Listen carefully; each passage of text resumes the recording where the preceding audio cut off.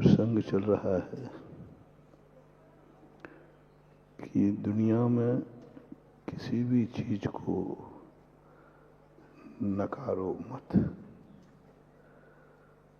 उसे सापेक्ष करके स्वीकार करो।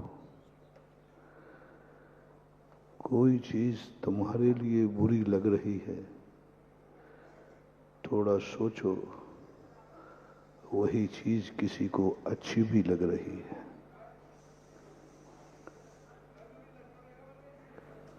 कोई डाकू मारा गया, हमें अच्छा लग रहा है,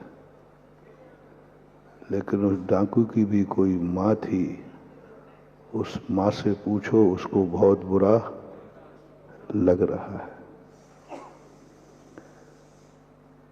कोई भी संसार की वस्तु, जैनाचार्यों ने सबसे बड़ी खोज की है यही सापेक्षवाद की खोज, अर्पिता नर्पित वाली खोज, मुख्य और गौण वाली खोज, अस्थि और नास्ति वाली खोज, स्वचतुष्टय पर चतुष्टय वाली खोज।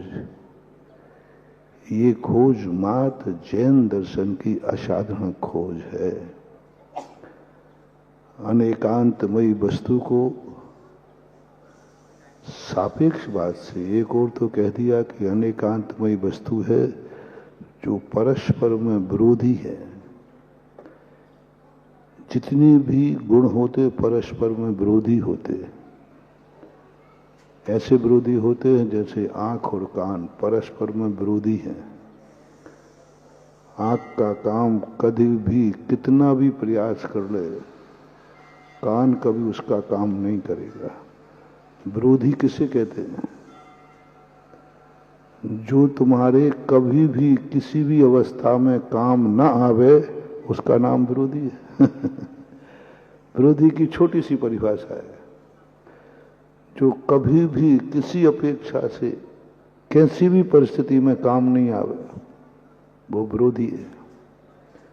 अब इस विरोधी की परिभाषा देखें तो संसार की हर वस्तु पर लग रही। कान और आंख देख लो, तो परस्पर में विरोधी हैं। कभी आंख का काम का कान करेगा? आंख ने कहा कि साहब हे कान, थोड़ा मेरी आंख में किरकिरी चली गई है, 2-3 दिन में रेस्ट कर रही हूं।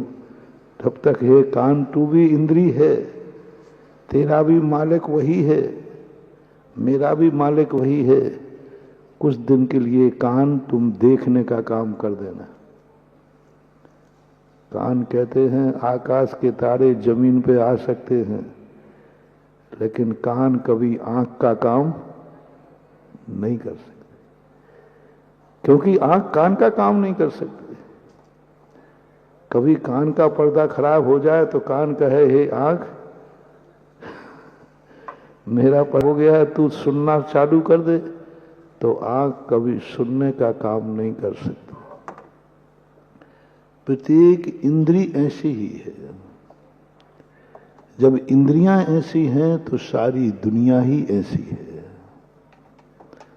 सारी दुनिया की हर वस्तु, हर गुण, हर परस्पर में विरोधी है। दुनिया बनी विरोध से है। दुनिया बनी ही विरोध से है। बिना विरोध के दुनिया का निर्माण हो ही नहीं सकता। इतनी बड़ी दुनिया बन ही नहीं सकती।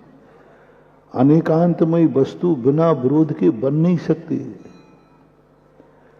यदि परस्पर में विरोध नहीं हो तो अनेकांत की सिद्धि नहीं हो।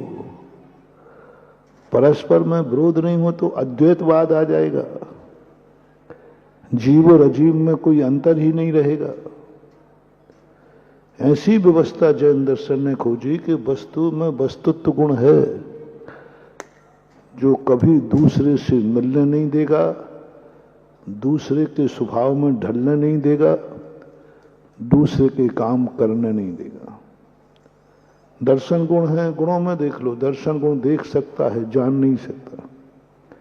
ज्ञान गुण जान सकता है, देख नहीं सकता। परस्पर मैंने जब इस पर पूरी सृष्टि को पूज्यवर समंतभद्र महाराज के स्वयंभू स्त्रोत का जब चिंतन करता हूं, चिंतन चल रहा है, और उस चश्मा से जब सारी सृष्टि को देख रहा हूं, तो प्रत्येक वस्तु का कण कण परस्पर में विरोधी है।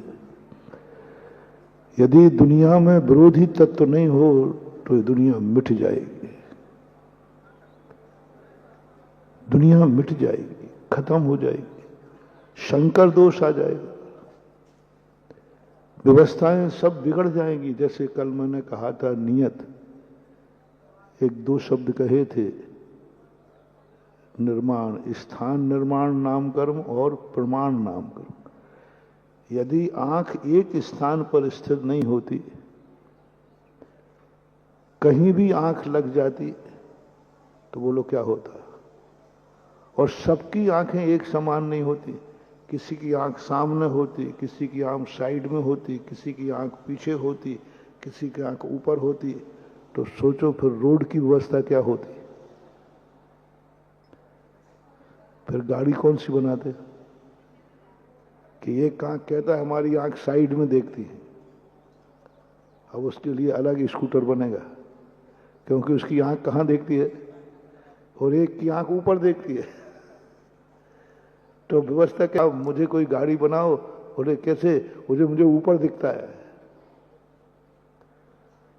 बन नहीं सकता, व्यवस्था ही नहीं बनती, ना कोई गाड़ी बन पाती, ना कोई रास्ता बन पाता, ना कुछ भी नहीं बन पाती। इसलिए प्रकृति ने कर्म एक बना दिया, स्थान नाम कर्म।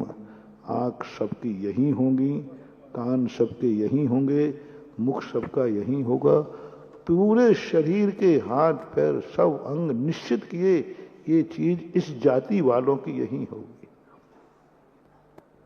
मनुष्य की जाति का सबका एक सिस्टम बना दिया, त्रियंच का एक सिस्टम बना दिया, देवताओं का एक सिस्टम बना दिया, सबका एक बना दिया कि हर चीज वही है तो तुम्हारी जिंदगी सही चलेगी, और यदि स्थान बदल गया तो जिंदगी बिगड़ जाएगी। जय जिनेंद्र। अगर आपको मेरी वीडियो अच्छी लगती है तो प्लीज़ मेरे चैनल को सब्सक्राइब करिए, लाइक करिए, शेयर करिए। इसी तरह से अपना प्यार मुझे देते रहिए।